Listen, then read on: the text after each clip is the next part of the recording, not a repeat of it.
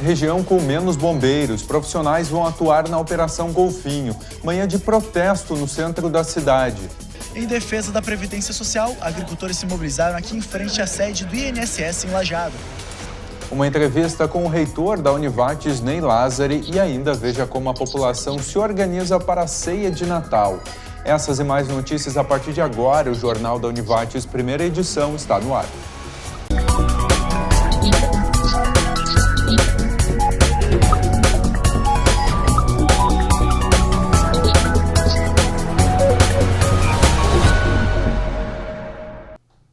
Olá, boa tarde.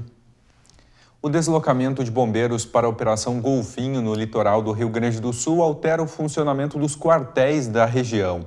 A falta de efetivo já existe com todos trabalhando, mas a realidade deve ser agravada com o início das atividades nas praias.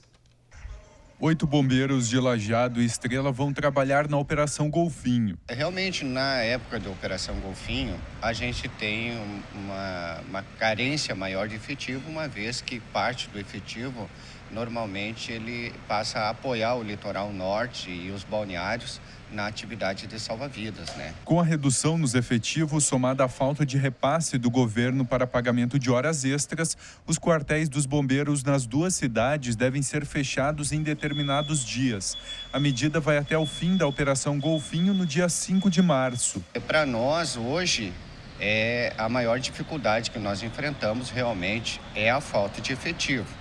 Então, nós temos uma defasagem de quase 50% no efetivo previsto, né, em nosso quartel. Com isso, nós necessitamos de um aporte de horas extras para poder escalar esse efetivo além das horas previstas na legislação. O que ocorre é que neste mês não houve o repasse dessas horas que nós precisaríamos. Com isso, impossibilita que nós escalamos esse pessoal além da sua carga horária, né? Por isso, o quartel de Lajeado vai estar fechado no dia 30 de dezembro e o de Estrela nos dias 22 e 27. Para garantir o atendimento de ocorrências, os quartéis vão ser fechados de forma alternada e o grupo do outro município atende às emergências da cidade vizinha. O que nós temos procurado fazer é intercalar o fechamento, né, por exemplo, de Estrela em dias diferentes do fechamento em Lajeado, de maneira que um quartel possa apoiar, abrangendo a área de atuação do outro, né? O prefeito reeleito de Estrela, Carlos Rafael Malman, do PMDB, foi escolhido como presidente da Associação dos Municípios do Vale do Taquari, AMVAT, em assembleia realizada em Estrela. O mandato vai ser de 1 ano, a ser exercido a partir de janeiro. Outros 9 gestores municipais fazem parte da chapa que foi eleita por aclamação. A assembleia reuniu os prefeitos eleitos nos 39 municípios da AMVAT. O Hemovale Banco de Sangue de Lajeado precisa de doadores. Lembrando que o Hemovale fica nas dependências do Hospital Bruno Bor, no HBB. O telefone para contato é o 3748-0442. E agora falamos do tempo. O sol segue predominando nessa tarde e os índices de radiação devem ficar altos. Por isso é importante se proteger. As temperaturas sobem aos poucos e as máximas chegam aos 30 graus. Já no período da noite, volta a esfriar. Amanhã e no domingo, o sol segue presente no vale, acompanhado de algumas nuvens. Veja as temperaturas para amanhã em Lajeado e região e a seguir tem uma entrevista com o reitor da Univates, Ney Lázari.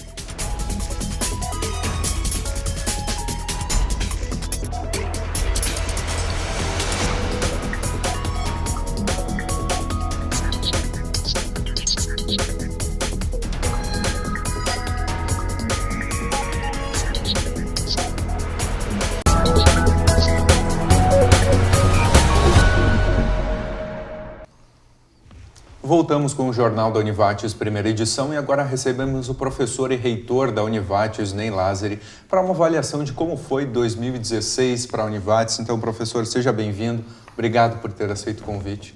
Boa tarde a todos também, aos telespectadores que estão nos assistindo nesse momento também.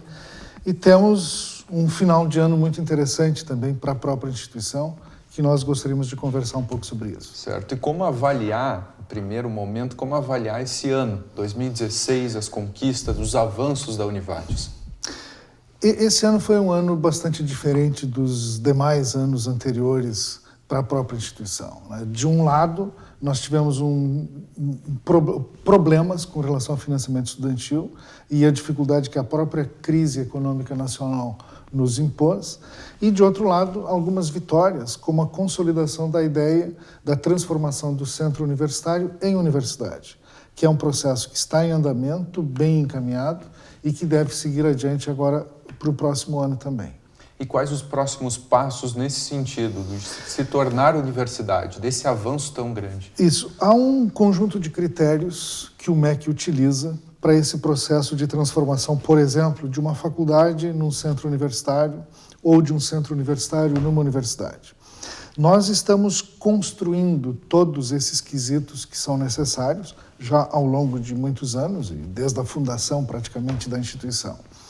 E neste ano, até porque no final do ano passado nós protocolamos esse pedido, então nesse ano nós recebemos uma visita oficial do MEC, que esteve aqui conosco, vendo in loco as nossas condições. E nessa verificação in loco que o MEC fez, efetivamente constatou que a instituição tem, de fato, tudo aquilo que diz que tem e tudo aquilo que o próprio MEC cobra para que seja transformado em universidade. Então, nós fomos avaliados, são mais de 80, 100 itens que essa comissão do MEC vem avaliar. Esse conjunto de itens acaba dando uma nota no final, que é uma nota que vai de 1 a 5.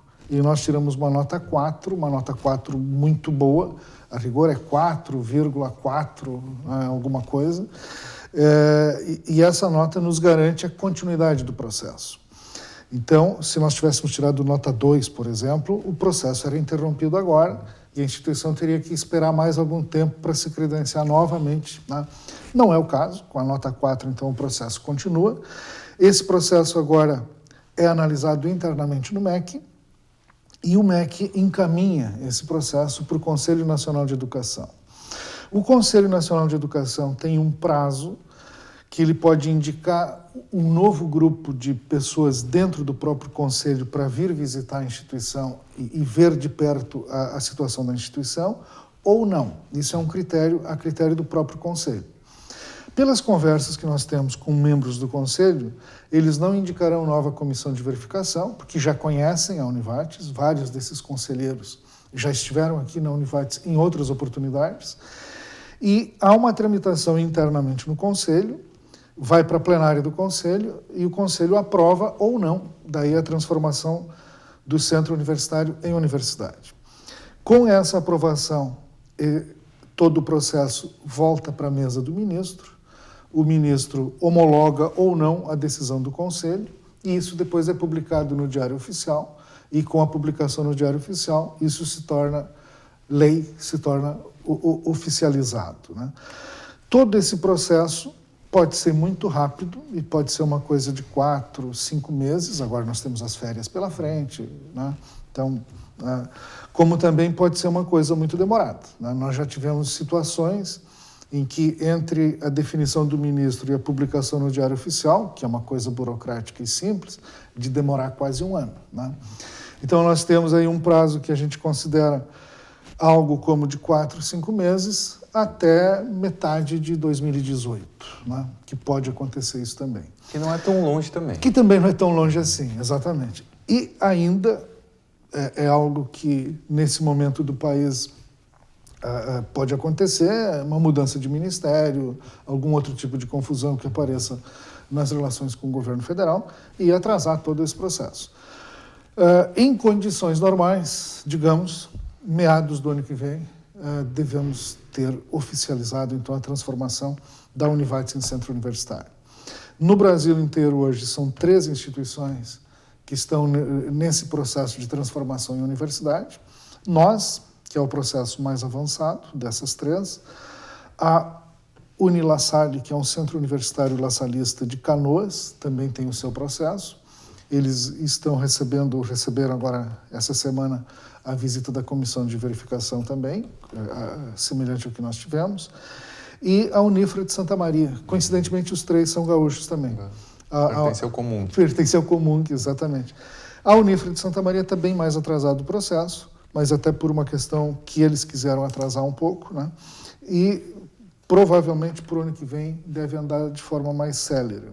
Mas são 3 centros universitários que têm uma história bastante semelhante, de muito crescimento nos últimos anos e de um trabalho muito sério. Os 3, né? Os 3 de um trabalho muito sério, os lasallistas de Canoas, a Unifre dos franciscanos lá de Santa Maria e a Univates aqui de Lajeado. Então, esse trio também a gente tem se conversado muito e tem mantido muitas trocas de opiniões e de sugestões entre nós. E isso tem andado muito bem.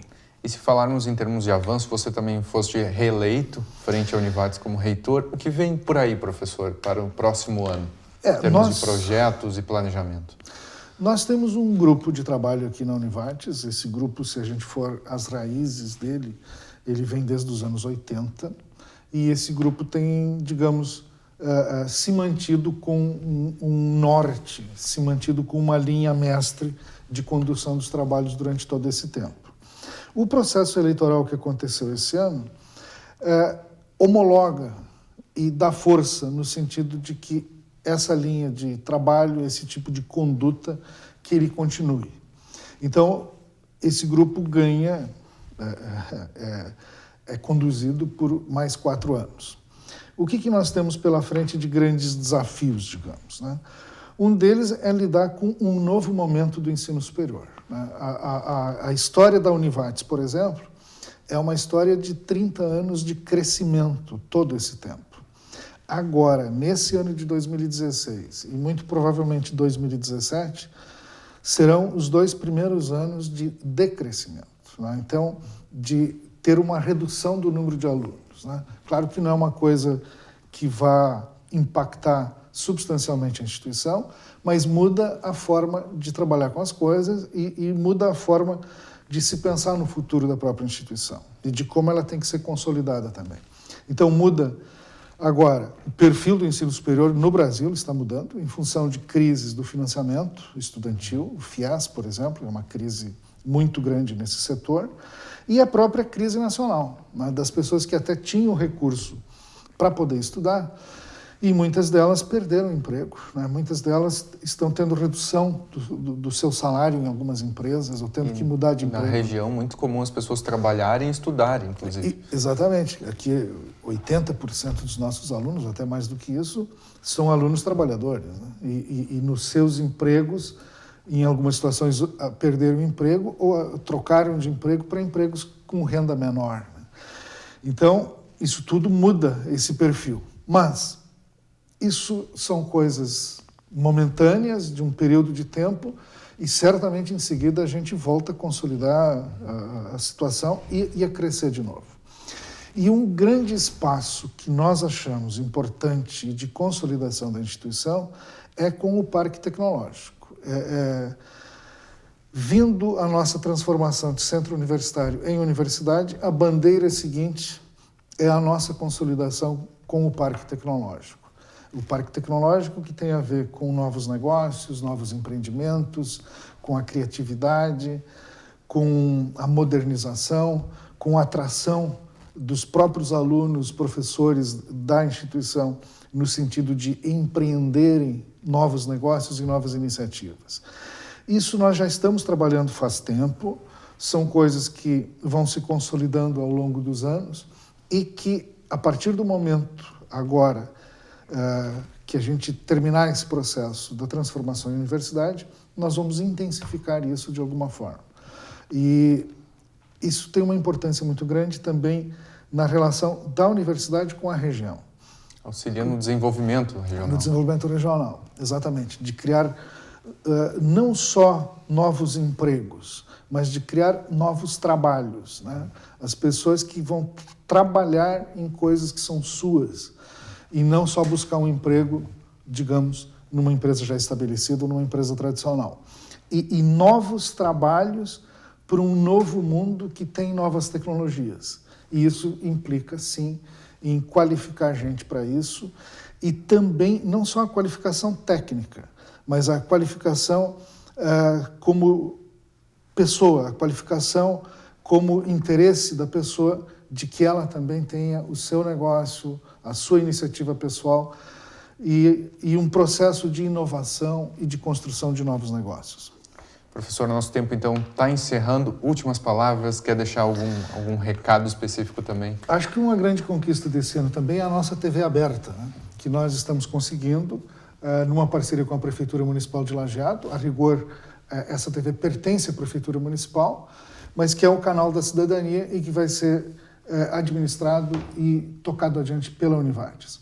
E quero aproveitar esse momento também para agradecer a todos, agradecer primeiramente aos professores, aos funcionários e aos alunos dessa instituição, que consolidam cada dia mais a qualidade e um trabalho sério que se faz aqui, e um agradecimento muito forte também a toda a região do Vale do Taquari, que nos apoia e faz com que essa instituição tenha o tamanho que tem e tenha a responsabilidade que tem dentro do cenário educacional brasileiro.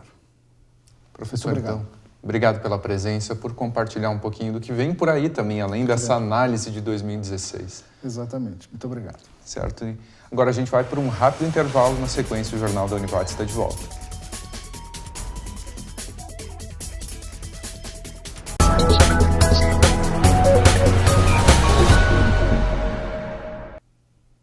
A lei antifumo completa 5 anos. Nesse período, o número de fumantes passivos no trabalho teve queda de 34% entre os adultos nas capitais brasileiras, de acordo com a Vigilância de Fatores de Risco e Proteção para Doenças Crônicas por inquérito telefônico à Vigitel. Em 2011, a média era de 12% de pessoas expostas à fumaça de cigarro e outros produtos derivados do tabaco no trabalho. Segundo a Vigitel, o número caiu para 8% nesses ambientes. A frequência do fumo passivo no trabalho foi maior entre os brasileiros com idade entre 25 e 64 anos. 1.380 profissionais cubanos do programa Mais Médicos vão ser distribuídos em municípios brasileiros até o fim do ano, por meio do acordo entre o Ministério da Saúde e a Organização Pan-Americana da Saúde. Desses, cerca de 500 estão em deslocamento para cidades onde vão atuar nos próximos 3 anos. Os demais viajam até o dia 21 de dezembro. Ao todo, os profissionais de Cuba vão repor vagas em 1.040 cidades.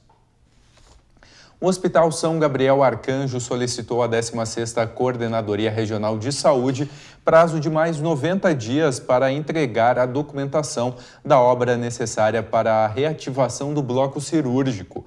Interditado pela Vigilância Sanitária Estadual em outubro, o espaço precisa passar por adequações, entre elas ter um espaço separado para esterilização e armazenamento de materiais.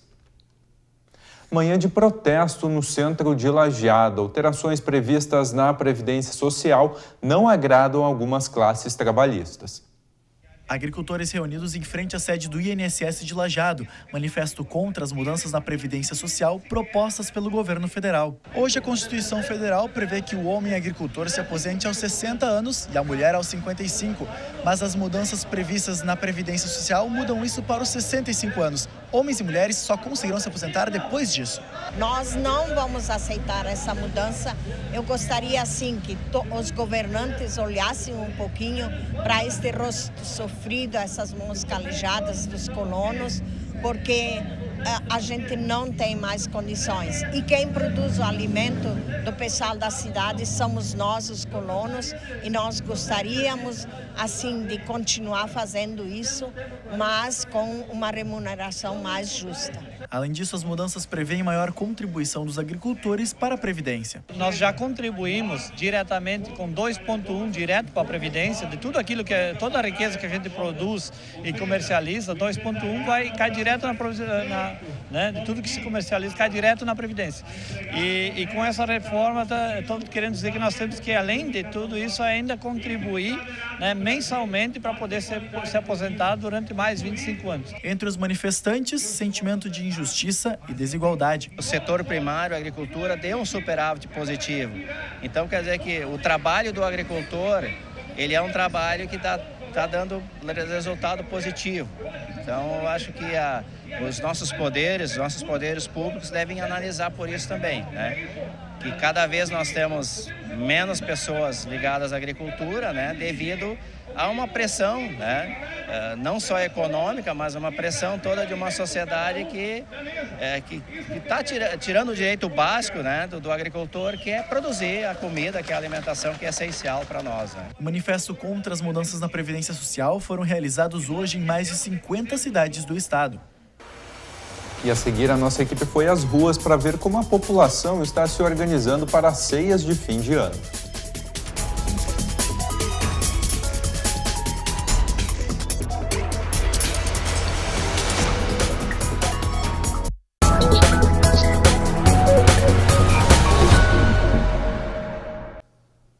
A terceira delegacia do Serviço Militar comunicou oficialmente à Prefeitura o encerramento das atividades. A decisão de extinguir as delegacias faz parte da modernização dos serviços do Exército Militar.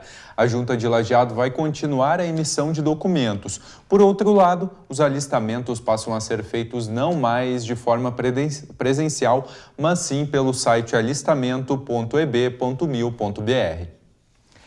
As datas festivas de fim de ano se aproximam, por isso o comércio de Lajeado tem horário estendido de atendimento de segunda a sábado. E ainda nesse domingo o comércio vai estar aberto das 5 horas da tarde até as 9 da noite. Mudança que vai ajudar a fazer as compras de fim de ano. Quem comprar nesses estabelecimentos também concorre a prêmios da campanha Lajeado Brilha. E o fim de ano chegou, tempo de comemoração e agradecimento, momento em que os brasileiros costumam comprar os produtos para ceias de Natal e virada de ano. Mas, pelo visto, 2016 vai ser um pouco diferente dos outros anos. Por isso, nossa equipe foi às ruas para ver o que a população está planejando. Carne, cerveja, frango, alimentos e bebidas que fazem parte das comemorações de fim de ano. Na casa da Dona Tuti, todos esses produtos vão estar na mesa para comemorar o Natal e a virada de ano. Eu vou preparar 4 a 5 frangos recheados, que eu vim hoje aqui comprar, e umas tripa grossa, uma coisa antiga que a minha mãe começou e eu estou continuando, que os netos dela vêm tudo lá em casa. Esse ano vai ter 33 pessoas na ceia. Massa caseira, maionese, ovo azedo. Mas nem todas as mesas vão estar fartas. O período ainda é de dificuldade financeira, de desemprego, de problemas. As comemorações esse ano não vão estar tão animadas assim. Segundo a Associação Gaúcha de Supermercados, os produtos típicos para as festas vão estar 8,2% mais caros. Esse ano vai ser bem menos do que o ano passado, até por causa das coisas tudo mais caras. Então eu estou economizando, para economizar um pouco, né? Então vai ser diferente, não é mais... Gostaria de ser diferente, mas não vai ser, né? Então a economia influenciou no fim de ano? Bastante. Que tem opção de coisas que anos atrás que comprava em presente, em comida, né? Isso aí tudo a gente tem que ver a opção que é mais em conta para hoje em dia. O fim de ano chegou, período que nos outros anos era de movimentação no centro, de festa, de comemoração. Mas, pelo visto, a crise econômica do país e os problemas financeiros afetaram a ceia de dezembro. Rogério percebeu que o comércio esse ano não está tão movimentado como os anos passados, reflexo do momento atual do país. É que esse ano dá para ver que tem menos movimento nas lojas, nas ruas, que os outros anos, nessa época aqui, já tinha muito mais movimento, a gente tinha que cuidar como caminhava, que andava batendo nas pessoas na calçada, de tanto movimento. Esse ano não é assim, não. Lembra da Dona Tuti? A ceia dela vai estar farta, mas os cortes de gasto já foram planejados. Na comida não vou poupar. Talvez menos presente, mas a comida vai ser a mesma, fartura. Com a mesa cheia ou não, o importante é reunir a família, comemorar a virada de ano e torcer por um 2017 com mais tranquilidade financeira para os brasileiros. E a TV Univates dá uma pausa para ajustar e planejar a programação para 2017. A gente retorna no dia 2 de janeiro com o nosso telejornalismo, com um formato que vai contar os principais fatos de 2016 e ainda te atualizar dos acontecimentos do ano que vem. Ao vivo, pelo canal 15 da NET ou pelo site univates.br/TV. Já no dia 13 de fevereiro, a gente retorna com uma programação completa, incluindo todos os programas da nossa grade e os 2 jornais, o Jornal da Univates, primeira edição e o segunda edição. Mais notícias você confere às 6h30 da noite no segunda edição. Obrigado pela companhia e tenha uma boa tarde.